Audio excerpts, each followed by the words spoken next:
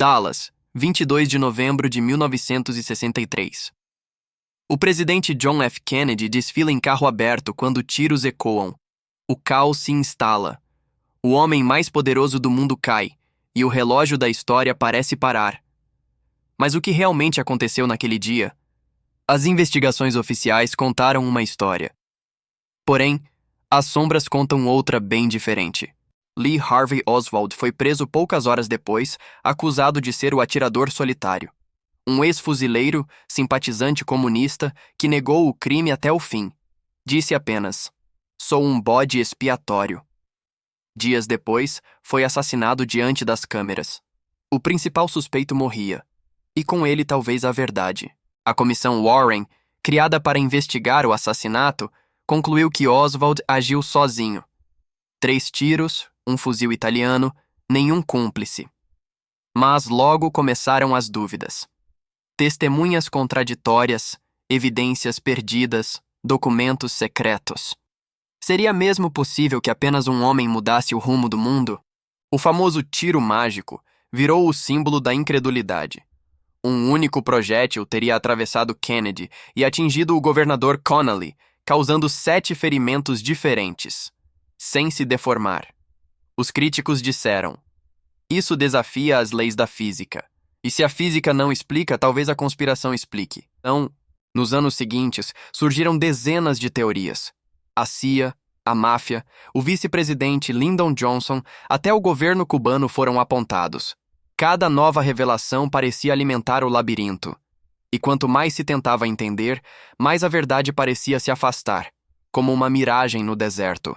Em 1979, o Comitê de Assassinatos da Câmara dos Estados reabriu o caso. O resultado chocou o mundo. Havia alta probabilidade de uma conspiração. 4 tiros foram disparados, não 3. Um deles, talvez, vindo de outro ponto da praça. De repente, o atirador solitário não estava mais tão sozinho. Gravações de áudio analisadas indicavam ruídos de tiros vindos do famoso Grassy Knoll, o morro gramado à direita da limusine presidencial. Diversas testemunhas disseram ver fumaça, ouvir disparos e até notar homens armados. Por que tantas vozes foram ignoradas? O silêncio parecia planejado. Quando arquivos começaram a ser liberados, décadas depois, descobriu-se algo estranho. Centenas de documentos ainda estavam classificados. Por quê? O que o governo americano precisava esconder por tanto tempo? O mistério se arrastava, e cada documento oculto era mais combustível para as teorias. Entre os arquivos secretos, havia relatórios sobre a CIA monitorando Oswald antes do crime. Agentes sabiam de suas viagens, contatos e até ligações com Cuba e União Soviética. Se já sabiam tanto, por que não o impediram? Teria sido descuido ou algo mais calculado? Alguns investigadores acreditam que Oswald foi manipulado, um peão num jogo de poder entre agências de inteligência. Sua morte nas mãos de Jack Ruby, um dono de bar com ligações suspeitas, reforçou o clima de conspiração. Ruby também diria depois: "Tudo o que você quer saber nunca será revelado." As décadas passaram, mas o assassinato de JFK continuou ecoando. Filmes, livros, documentários, todos tentando montar o quebra-cabeça. Em 1991, o filme JFK, de Oliver Stone, reacendeu a polêmica e pressionou o governo a liberar mais arquivos. A história voltava a pulsar com novas perguntas. Quando parte dos documentos foi liberada nos anos 2000 e 2010, esperava-se a revelação final. Mas o que veio foi confuso. Trechos censurados, nomes ocultos, páginas inteiras cobertas por tinta preta. A verdade parecia ali, escondida entre as linhas, mas impossível de ler.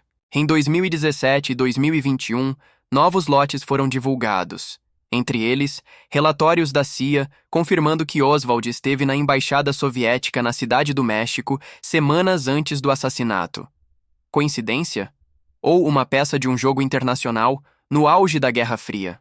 Teorias mais ousadas dizem que Kennedy foi morto por querer acabar com o poder dos banqueiros, pela política de paz com Cuba ou por se opor à escalada militar no Vietnã. Um presidente idealista demais num mundo movido por interesses sombrios. Quem se beneficiou com sua morte? Há também quem aponte para o complexo industrial militar. Kennedy queria reduzir a influência dos generais e das indústrias de armas. Após sua morte, o Vietnã escalou e bilhões foram gastos em guerra. Seria coincidência? Talvez a bala que calou Kennedy tenha ecoado em cofres abertos. Outros afirmam que a máfia, irritada com a perseguição de Robert Kennedy ao crime organizado, teria decidido dar um recado. Vários mafiosos tinham conexões com Jack Ruby. Seria o submundo da América eliminando um inimigo poderoso e usando Oswald como distração. Mesmo com novas tecnologias, as análises de vídeo, som e balística ainda dividem especialistas. Cada detalhe, o movimento da cabeça de Kennedy, a trajetória da bala, a posição dos tiros, é reinterpretado. O crime que todos viram e ninguém entende completamente. Em 2022, um novo relatório revelou que ainda existem documentos não liberados por questões de segurança nacional. 60 anos depois, o assassinato de um presidente ainda é segredo de Estado.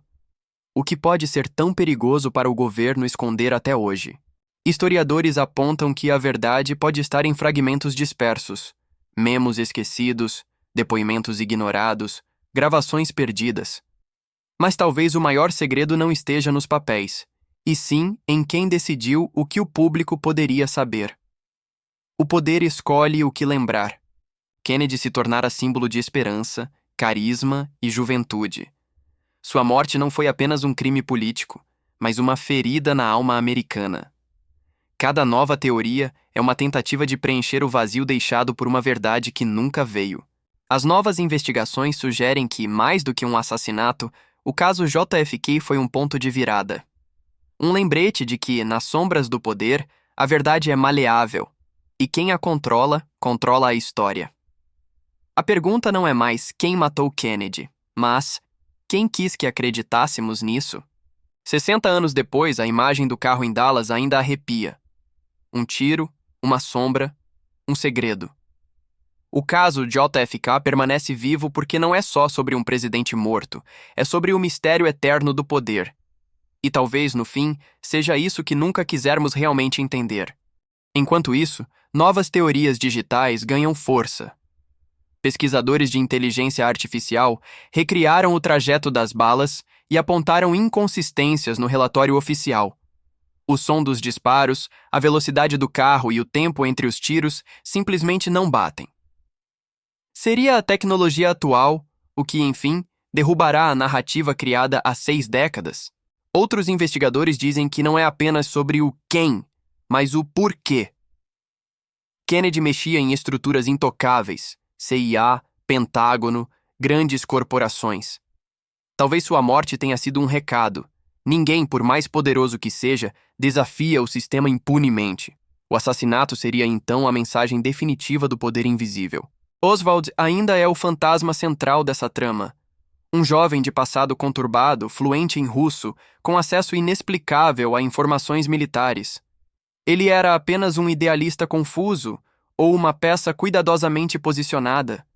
Sua vida, cheia de buracos e contradições, parece escrita para gerar dúvidas, não certezas. Documentos recentemente liberados revelam encontros secretos entre agentes da CIA e exilados cubanos dias antes do assassinato. Conversas sobre mudanças drásticas e operações controladas. Linguagem vaga, mas suficiente para reacender o debate. Seria o assassinato parte de uma operação que fugiu do controle? A verdade é que cada pista parece abrir uma nova porta, e atrás de cada porta há outro labirinto. 60 anos depois, o caso JFK é mais do que um mistério. É uma ferida aberta no coração da América. Talvez o segredo não esteja em quem puxou o gatilho, mas em quem escreveu a história depois.